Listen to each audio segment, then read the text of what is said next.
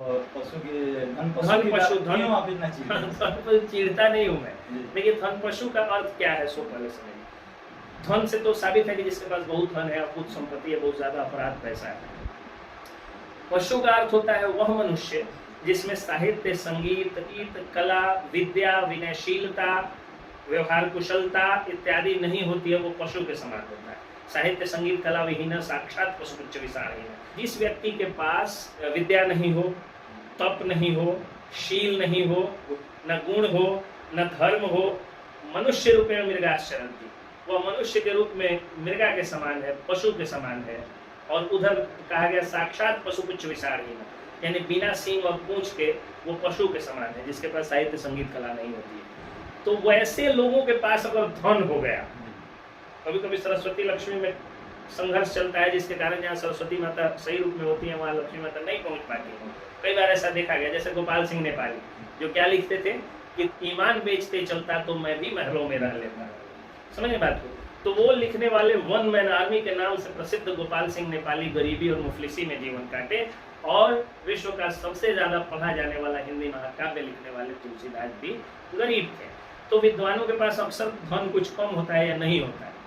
तो अगर किसी ऐसे व्यक्ति के पास धन हो गया, लक्ष्मी का रूप माता सीता थी, रावण हरण करके ले गया था, तो रावण के लंका की चीज नहीं लक्ष्मी थी, तो नतीजा क्या हुआ कि एक राक्षसी प्रवृत्ति का व्यक्ति जब सीता मैया का जो अधिकारी नहीं था अगर वो हर के ले गया, तो सीता मैया ने क्या किया, उसके सोने के लंका में आग लगवा दिया अपने बेटे समान हनुमान जी से।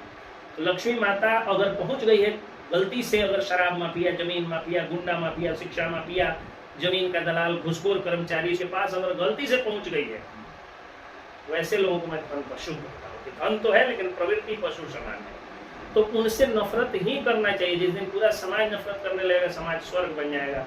मेरा जीवन स्वर्ग बन गया। मैं किसी भी अमीर व्यक्ति के बगल में खड़ा होकर फोटो नहीं डलवाता। अगर अमीर व्यक्ति विद्वान है तो डलवा सकता हूँ, क्योंकि विद्वान को तो अमीर होना ही चाहिए, उसी की तो हम लोग लड़ाई लड़ते हैं, उसी के लिए तो संघर्ष करते हैं। नहीं तो अभी आप आए तो भीड़ लगी हुई थी, सबका ड्राफ्टिंग किया, सबका बेल लिखा, अभी कोर्ट में जा करके जो है वो दुनिया भर का इस बिल्डिंग से उस बिल्डिंग पर जो है वो कूद फान दौड़ कूद बहस करना है। इसके बावजूद भी रुक के आपको इंटरव्यू क्यों दे रहा हूँ?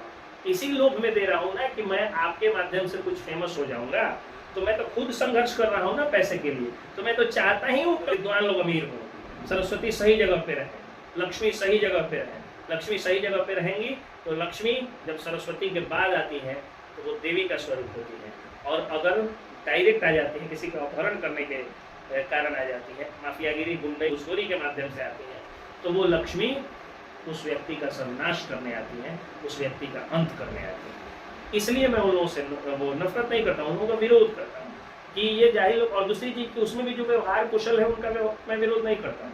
और ये मेरे बारे में एक भ्रम है कि मैं सभी अमीरों से नफरत करता हूँ। मैं किसी विद्वान अमीर से नफरत नहीं करता हूँ, बस जाहिल अमीर से नफरत करता हूँ।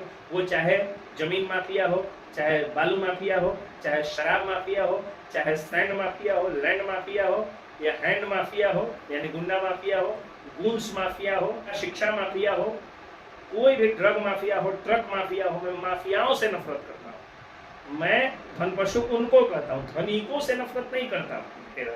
जो नयका धनिक है उनको थोड़ा खुराक देते रहता है। कहने का मतलब है कि सबको मतलब लेकर एक धन पशु। हाँ, वो लोग धन पशु है। जो विद्वान अमीर है या गरीब है वो मेरे लिए पूज्य है।